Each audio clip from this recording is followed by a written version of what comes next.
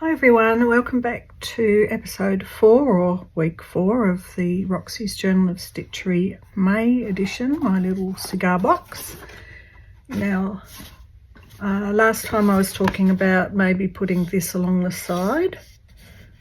Oh, I've just noticed that. I didn't even notice that before. That is indented. Oh my goodness, that might be good for a little bit of, you know, when you get your paper and your crayon and you rub it and get a rubbing. It's called frottage, which is the French word for rubbing. And I just noticed that.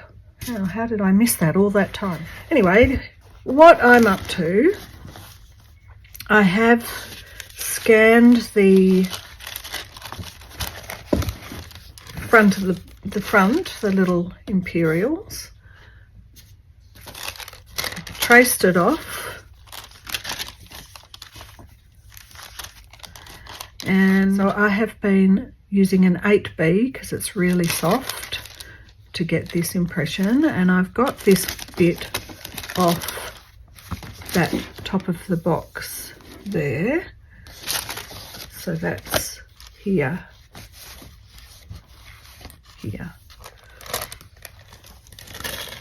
So let me get this out of the way because that's my little working book. And I'll just show you, in case you haven't seen how this is done before. Basically, it's quite a soft grey lead. I'm just going to use this to lean on because it's quite a soft grey lead, so you can get a little bit of an image. So this was slightly bigger, so I've put it on using the grey lead method. So as you draw through, you press off a bit of grey lead. It doesn't always show 100% really well, but it's enough to get an idea. And I'll show you.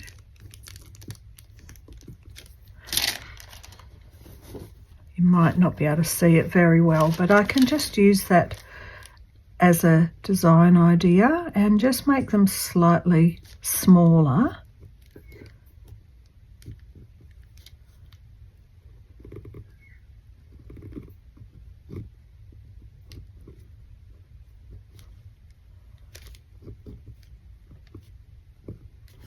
Doesn't matter if they're a little bit different, but it's just emulating the idea. So I did the same with the imperials. If it looks a little bit messy, it's because I was doing it this way and I realised it was a bit skew-if. So I've drawn all of the letters just that little bit lower than you might be able to just see that grey line about 1 mil up. But I felt that that was making it a bit wibbly wobbly, so I just redrew the letters using the, you know, the grey lead. See, look, that's the grey lead making a mess. Hopefully it's going to all be covered. And then just drew over with the heat friction pen. Now I'm not going to be heat setting it till I make sure that grey lead is off. But I think what I'll do first is embroider. So I know that on the box here it's red with black. Yes, that'll match the box, but because I've got the orange ties, because I've used a bit of the orange and tan in the cut and the yellow in the colours, and because I've used this particular orange thread all the way around here, I decided that I would like to do it in the orange thread. So I'm going to use the same 3-stranded weight as this. So I have got a needle threaded up, but I think this is a bit thick. So to find a smaller one, I've got to do an upgrade on my needles because some are actually getting a bit bent from trying to get through the layers of the fabrics when they're a bit thicker. So that's something on my to-do list, to really go through all my needles, do a little update, especially on the ones I love working with and love using the most. Okay, Here we are, quilter's knot. So I have decided to do this in yellow, and I'll see if I can hunt out a little gold thread. I think that I'm just going to come all the way from the very back and work in a satin stitch.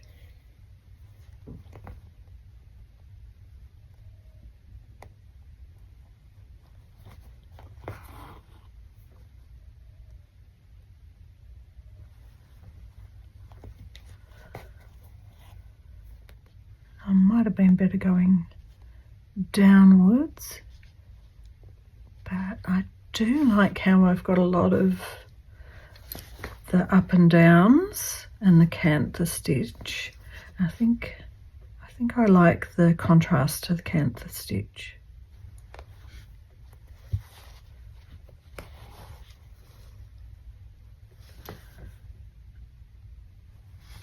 So I will be continuing with that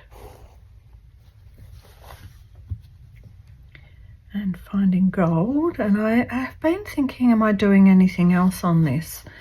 Because we've got the extra week, I have been thinking a little bit about these sort of motifs and whether or not to have one over here as well. That's a possibility. If I do that, I might do it on a separate little piece up here.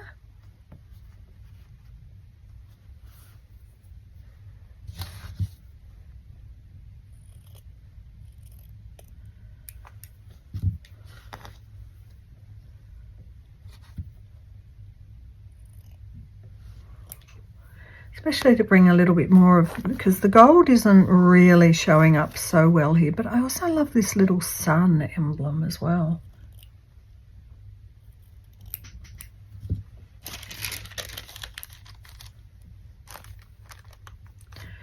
It's going to be small, like I've had to reduce down. Maybe I made that a bit too small. This might be better. I don't think I want it too small.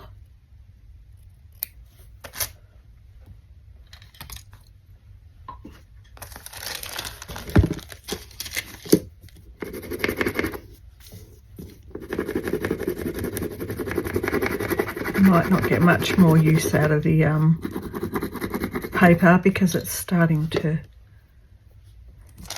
tear a bit and come through.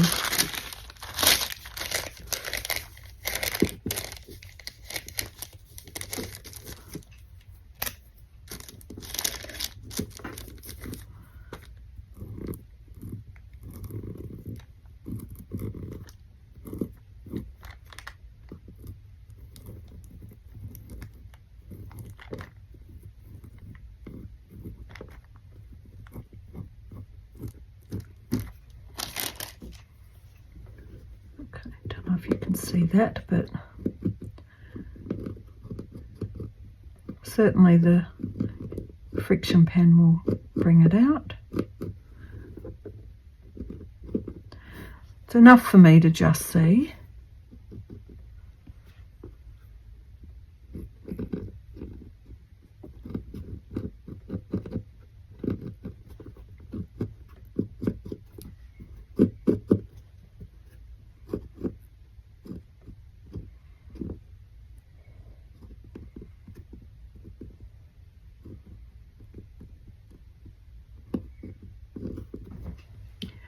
Okay, there's enough for me to embroider when I've got my gold sorted. Wish I hadn't smudged that now, it's all dirty. Hopefully I'll be able to give it a little sponge and get that to remove.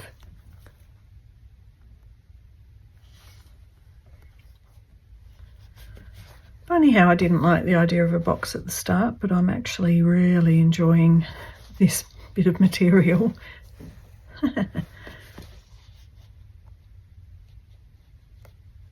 Next month's our last month too.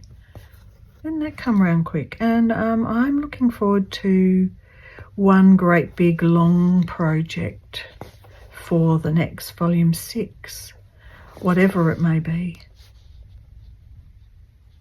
No clues, not giving anything away.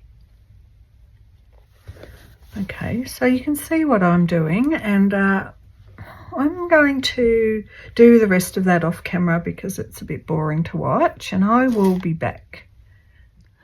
Alright, I'm back and it's finished. I've done this, finished this. I've finished my bits of embroidery here and here. I've added a couple of bits and pieces, little beautiful bits like this that I picked up down in Tasmania, because they're all memories and they just are wonderful to have. I also ended up going around the edge and just looping another colour through all of those little stitches, so it looks like a blanket stitch, but it wasn't in fact 2 different stitches. Ready to be tied on. I did notice that these are coming a little bit loose. I'm going to keep an eye on them. I don't know if I need to do anything with those just yet. Anyway, I started on the next bit because we've still got a bit of time, and I was just thinking about this, how I haven't really done much decoration on the box, but I thought I would put an insert inside the box. So what I've done at the moment is use some of that beautiful heat wadding that I got the other day from the recycle shop, and I wanted to give it a go. So I've cut all the pieces, so I've got one for the back, the front, 2 sides and a base. Okay, so I've got this bit of material that I got from Deb. I've got my box and I've cut these to the right size for the sides and the base. Just turn my iron on, turn it up. All right, put it on max. I don't think I'm going to use this on the actual piece. Now I'm going to put them out like this, the way that they are.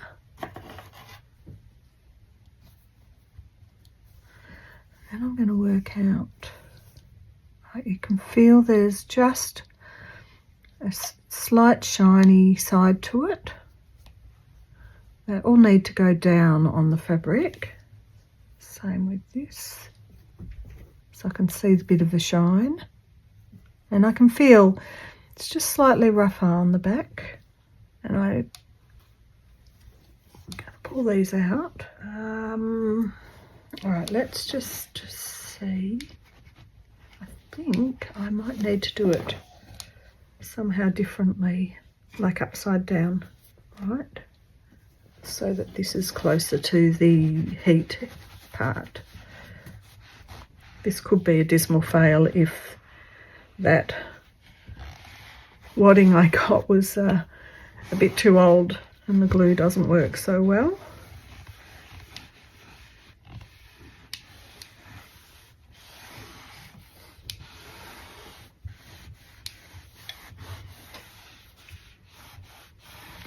I know in the past when I've tried with these ones, they've needed quite a bit of heat to get them to stick. So I've got it on high.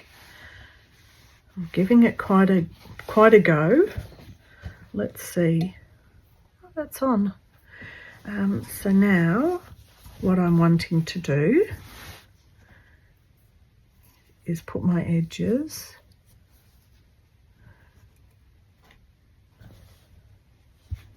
It's a bit wobbly now, isn't it?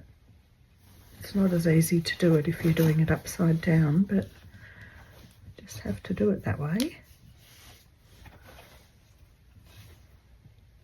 So I want to leave a little bit of a gap. I have no idea why that one's ended up being so wibbly wobbly. There'll be a little gap in there.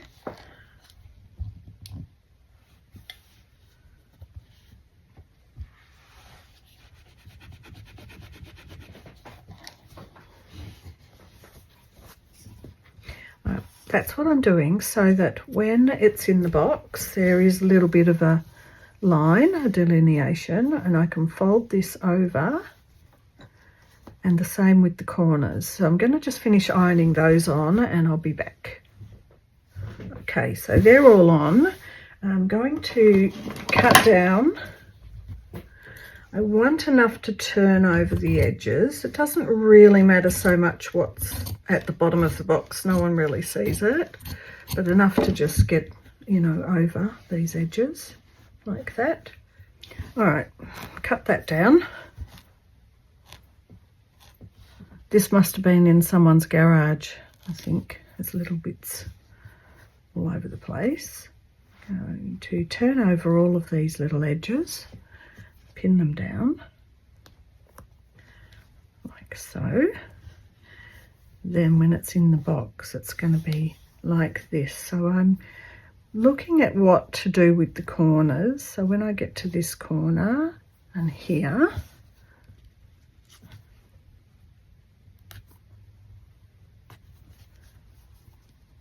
it'll make sense in a minute to me as well, because I'm making it up as I go.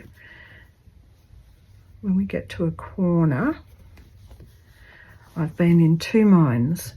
Do I cut a little box out and put this under here and this under here? And I've been picturing that, so I think I'll do that, because the picture I had was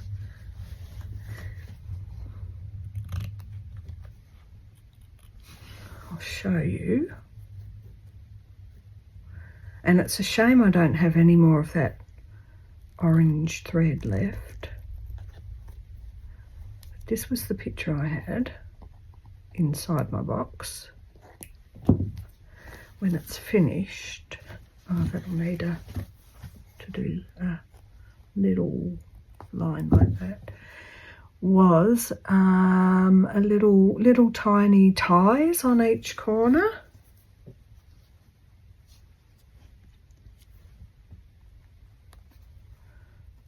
That will like this,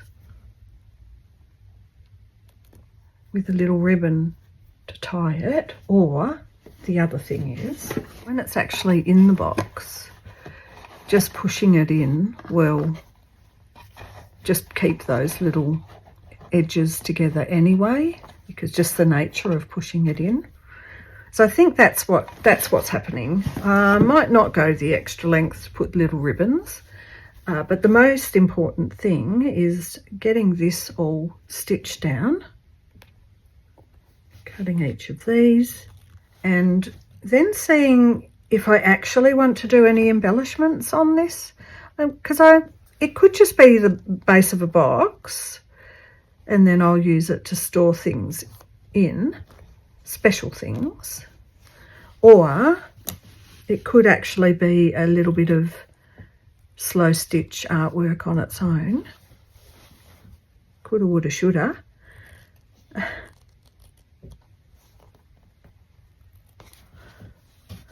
Always making it up as I go.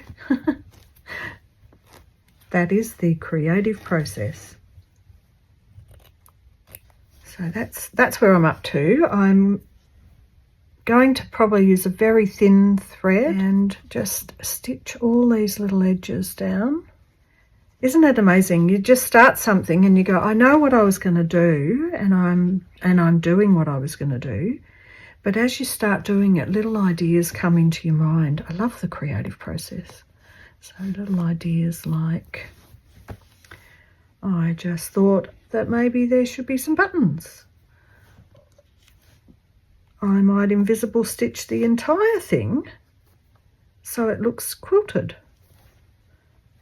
So I've got completely carried away now with ideas on what I thought might have been a very plain insert, so as it highlighted whatever you put in the box. I'm still not sure.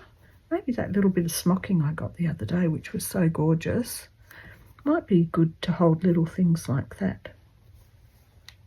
Little pretties. I love how solid these cigar boxes are. They're very light. I guess it's a balsa wood. That's what I would imagine. Balsa wood. The back seems a bit higher. That one is the back. So, am I going to stick it down? All right, this is my question now. I was originally thinking I would just sew it and then be able to put it in and take it out. Now I'm thinking to really get it secure along these edges, it might be better if it's stuck. I think I'm still going to sew the edges first and then worry about whether I'm doing that after. Right, ready to go with some stitching around the edge. So this is where I'm up to. That's a bit in the video. I think I'll come back and do another video. We've got time, and I actually, because I've been recording this in so many bits, I'm actually not quite sure how long it is. That's one of the issues with recording in many different bits and pieces, and then you don't exactly know how much you're going to edit out. So let's finish here, and thanks for following along, and I'll see you in the next one. Bye for now.